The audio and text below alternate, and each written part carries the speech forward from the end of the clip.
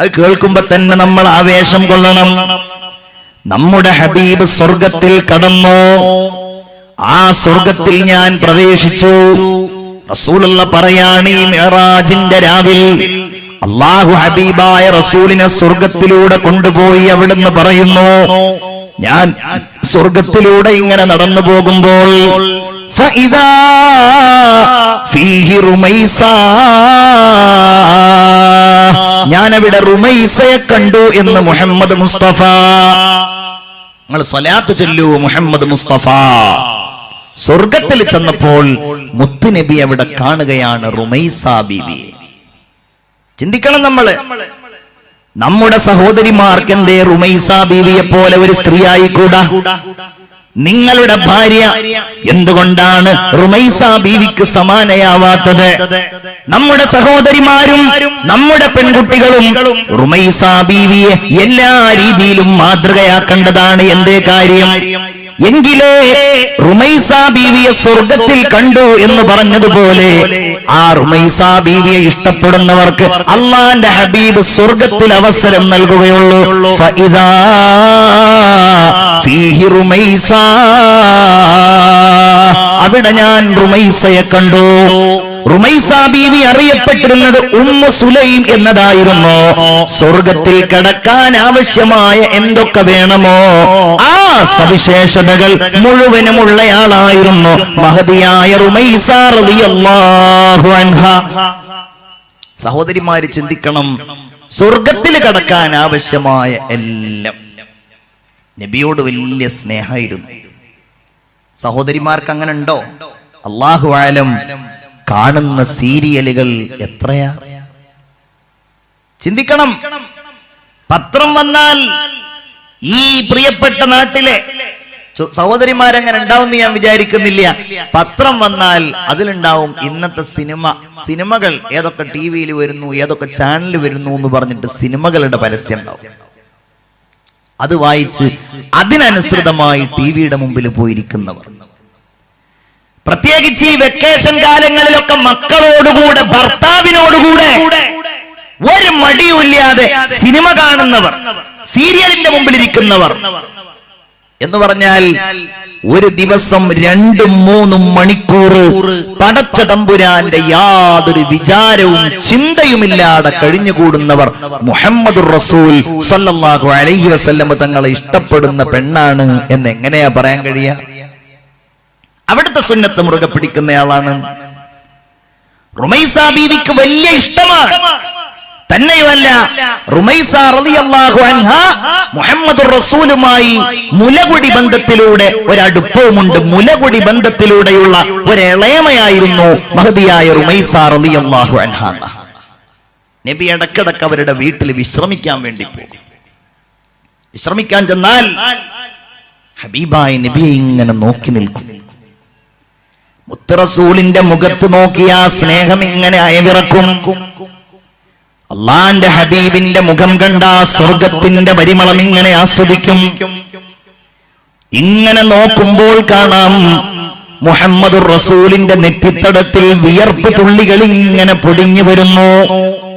സുന്ദരമായ വെളുത്ത് തുടുത്ത് ചുവപ്പ് നിറം കലർന്ന അള്ളാന്റെ ഹബീബിന്റെ നെറ്റിത്തടത്തിൽ, മനോഹരമായ നെറ്റിത്തടത്തിൽ മുത്തുമണികൾ പോലെ ആ വിയർപ്പ് തുള്ളികൾ ഇങ്ങനെ വരുമ്പോ റുമൈസ ബീവി റളിയല്ലാഹു അൻഹ ഒരു പഞ്ഞിക്കെട്ടുമായിട്ട് വന്നിട്ട് അള്ളാന്റെ ഹബീബിന്റെ ആ നെറ്റിത്തടത്തിലുള്ള വിയർപ്പ് തുള്ളികൾ ഇങ്ങനെ ഒപ്പിയെടുക്കുമായിരുന്നു.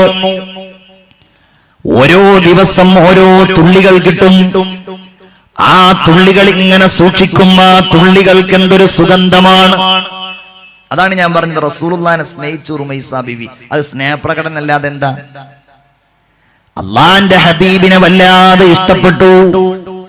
ഒരു ദിവസം ഞെട്ടി ഉണർന്നു. അള്ളാന്റെ ഹബീബ് ഞെട്ടി ഉണർന്നു. ചോദിച്ചു, റുമൈസ, എന്താ നീ ചെയ്യുന്നത്? എന്താണ് നിനക്ക് പറ്റിയത്? നീ എന്താണ് ഈ പഞ്ഞിയുമായി നിൽക്കുന്നത്?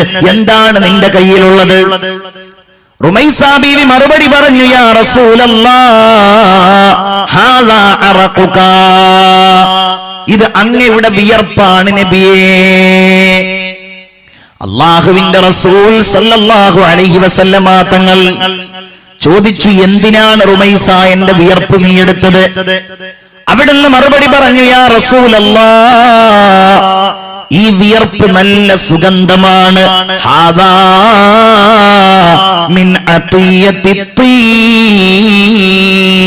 ഇത് ഏറ്റവും നല്ല സുഗന്ധമാണ് യാ റസൂലല്ലാഹ് സല്ലല്ലാഹു അലൈഹി വസല്ലം. നർജൂ ബിബറകതിഹി ലിസിബിയാനിനാ, ഞങ്ങളുടെ കുഞ്ഞുങ്ങൾക്ക് വല്ല രോഗവും ഉണ്ടാകുമ്പോ ആ കുഞ്ഞുങ്ങൾക്ക് ഇതൊന്ന് അവരെ വാസനിപ്പിക്കാം, അതല്ലെങ്കിൽ ഈ മരുന്നായിട്ടൊരു തുള്ളി അവർ കുറ്റിച്ചു കൊടുക്കാം എന്ന് ഞങ്ങൾ വിചാരിക്കുകയാണ്. ഇങ്ങനെ സ്നേഹിച്ചയാളായിരുന്നു. അള്ളാഹുവിന്റെ ഹബീബിന്റെ വിയർപ്പ് കണങ്ങളെ പോലും ഇഷ്ടപ്പെട്ട ആളായിരുന്നു.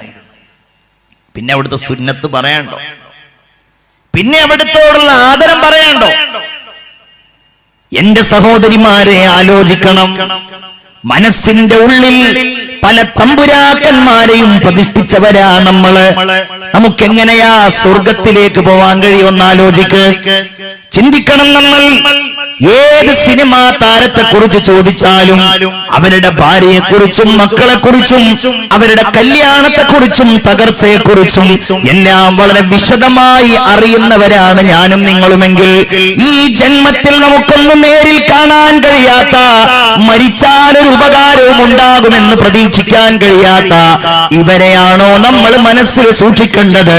അതോ നമ്മെ സ്വർഗത്തിലേക്ക് കൈപിടിക്കുന്ന ആദരവായ നബി മുഹമ്മദ് മുസ്തഫ, ഉറക്ക സ്വലാത്ത് ചൊല്ലൂ മുഹമ്മദ് മുസ്തഫ സല്ലല്ലാഹു അലൈഹി വസല്ലമ തങ്ങളെയാണോ നമ്മൾ ഹൃദയത്തിൽ സൂക്ഷിക്കേണ്ടത്? ചിന്തിക്കുക. റുമൈസ റളിയല്ലാഹു അൻഹ റസൂലുള്ളാഹിനെ നല്ല സ്നേഹിച്ച് അങ്ങനെ സ്വർഗത്ത് കിടക്കുന്നയാളായിരുന്നു. അള്ളാഹുവിന്റെ ഹബീബ് സല്ലല്ലാഹു അലൈഹി വസല്ലമ തങ്ങൾക്ക് വേണ്ടി തന്റെ സന്താനങ്ങളെ സമർപ്പിച്ചയാളായിരുന്നു റുമൈസ ബീവി റളിയല്ലാഹു അൻഹ. സഹോദരിമാരും ആ വിഷയത്തിലെ എത്രത്തോളം ശ്രദ്ധ പുലർത്തിയിട്ടുണ്ടെന്ന് ആലോചിച്ച് നോക്കൂ. എങ്ങനെ ബഹുമാനപ്പെട്ട റുമൈസ റളിയല്ലാഹു അൻഹ റസൂലുള്ളാഹിനെ കാണാൻ വരികയാണ്. മദീനയിലേക്ക് അവിടുന്ന് വന്നപ്പോൾ ഓരോരുത്തർ ഓരോ സമ്മാനങ്ങളുമായിട്ടാ വരുന്നത്.